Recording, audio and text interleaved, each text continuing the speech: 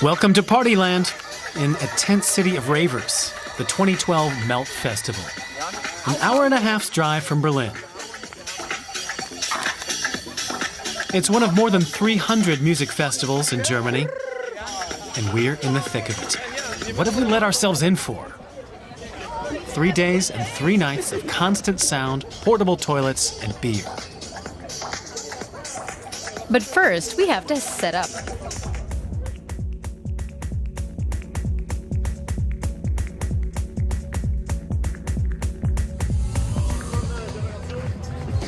The campsite is the center of festival life.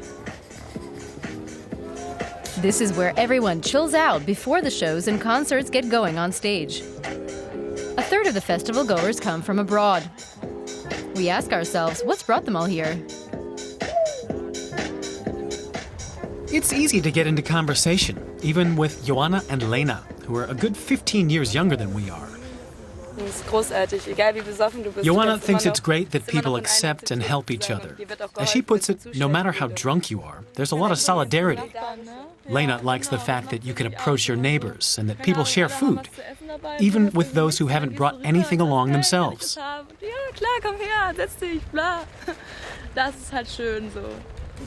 Asked if they think that there's something special that links everyone here, they basically say it's the music, the buzz, and the change from everyday life. But Lena has another point. She says it's enjoyable that no matter how rich people are, camping next to each other makes everyone equal. She calls it holiday communism.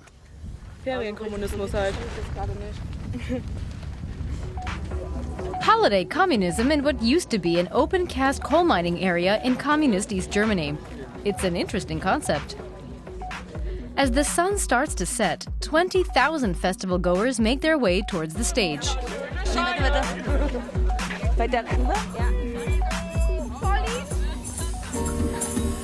150 acts, from indie rock to electro beats, in the midst of disused industrial machinery and artificial lakes and gravel pits.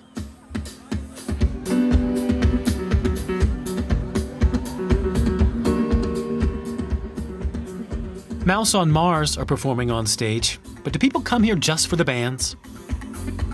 This man thinks that many are here for the feeling of community, because they can be the way they want to be here, without anyone taking offense.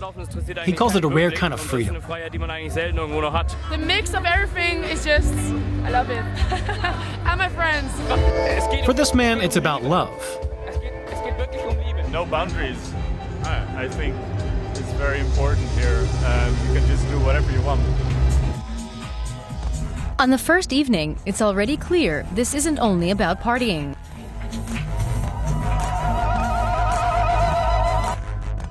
The people here create their own world, a world of love and boundless liberty.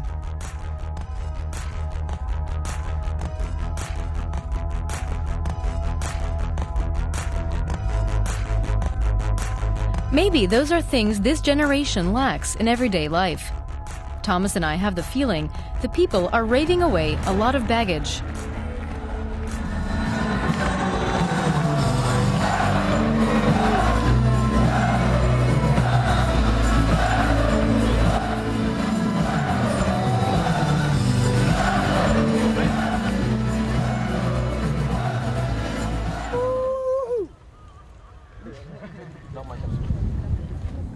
The morning after a very short night. We wouldn't like to start every day like this, and obviously we're not the only ones.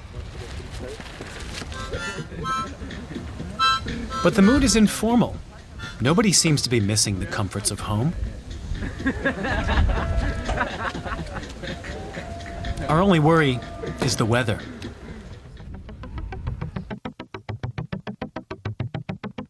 And in fact, we're hit by a summer storm.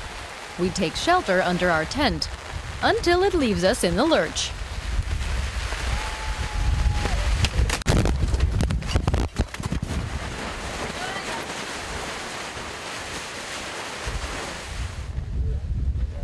We take stock after it's over. The tent is a total loss, but at least we're now awake.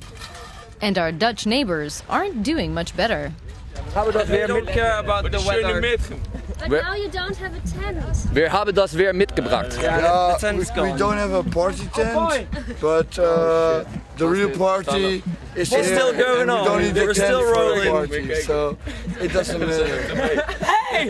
It's the first time, but the thing I really love is that the flow of the people is all the same. They just love to enjoy the life. The energy. The energy is the same. Yeah. And the thing is, the location is so beautiful. Last question. Any drugs for the energy? No, we don't. We have the energy ourselves. We're all sober. The energy. Are we all lying about this? Yeah. One of them does admit they're on drugs, but says they don't need them. We don't need it. We don't need it. But we do use it. I think drugs is just a nice addition. A small addition. Yeah, that's it. Cannabis, synthetic drugs, and especially alcohol. We see huge amounts of all of them. For many, they're part of a festival like this, partly because they help people party for 3 days and nights non-stop.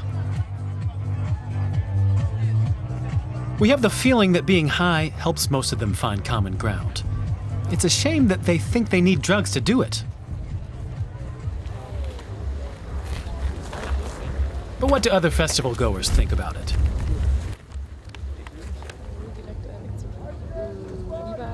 Steffi from Berlin tells us that she loves the atmosphere and that the fact that there are so many peaceful and mellow people. Angeheiterte, dichte Leute. Sehr, sehr friedlich alles, ne? Also hätte ich nicht gedacht. An dieser Stelle kannst du das doch. Then we find out what she doesn't like about it. Wo wir heute mal drüber reden. Hat mir nicht so ich bin ja daran zu überlegen. After a bit of thought, she talks about all the trash that the festival generates. She thinks the concept of staging the festival is wonderful, but she says it somehow hasn't really caught on properly because people seem to want to chill out instead of acting responsibly. She thinks what's sad about it is that these people who will have responsibility for running the planet 50 years into the future, they already lack the awareness or foresight to deal with it now, while they have nothing else to worry about. Although she really senses the lack of awareness here, she says it might be worth looking at festivals with different themes. Yoga, for instance, where the situation might be different. Some people here have very different concerns. One of them is Herr Müller, who's responsible for maintaining the portable toilets. While the festival goers party, he says, he's hard at work. We ask ourselves how many rules are necessary for all this to function smoothly, with so many people so close together out in the countryside. Heiko is in charge of the areas on the lake where people are allowed to swim. Have things become more difficult for him in the past few years? That doesn't seem to be the case, as he says. Young people try to enjoy everything they can to the fullest, and we probably weren't any different. They'll try anything out, and people like him are there to make sure nothing gets out of hand.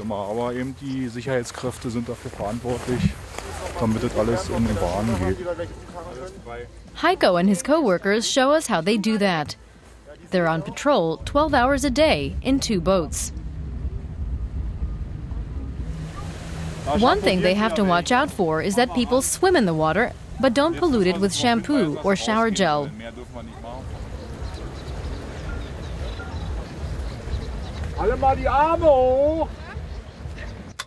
But all they can really do is explain the situation.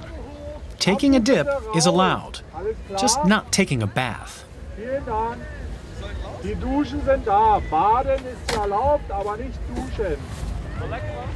So there are at least a few rules on the festival grounds. Otherwise, personnel keep well in the background. And as far as we've seen, nobody's come to any harm. On day 2 of the festival, we begin to develop a sense of community ourselves. We can now understand why everyone keeps talking about love here.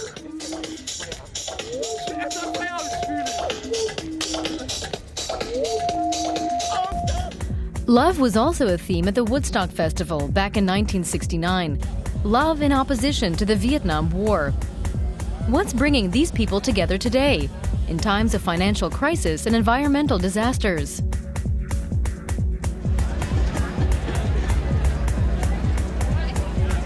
We ask a group from the Netherlands what they think. When you look at Occupy movements, that's not one specific thing they have they protest against, but they do it for the sake of it. A lot of people do it. And that's with these festivals, I guess, the same. It's sort of, I don't know, having fun, doing it. But gathering. But there's no really, there's no common ground. We have one big family, kind of.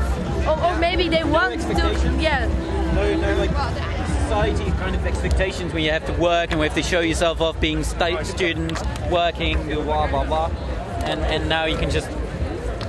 Maybe be yourself, or I don't know, kind of. But everybody, but maybe it's because there's no Occupy or there is no Vietnam or something, but we have the feeling we have to belong to some sort of community, so this is a place to be, but we don't have a common ground of political issues or something, but we are searching for a big family feeling. Perhaps our society underestimates the amount of pressure young people are under in their daily lives.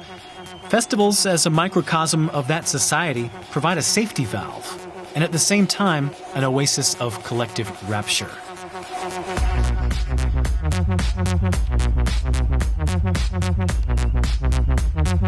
After 3 days, we've danced until we've dropped as well. But it's been well worth it.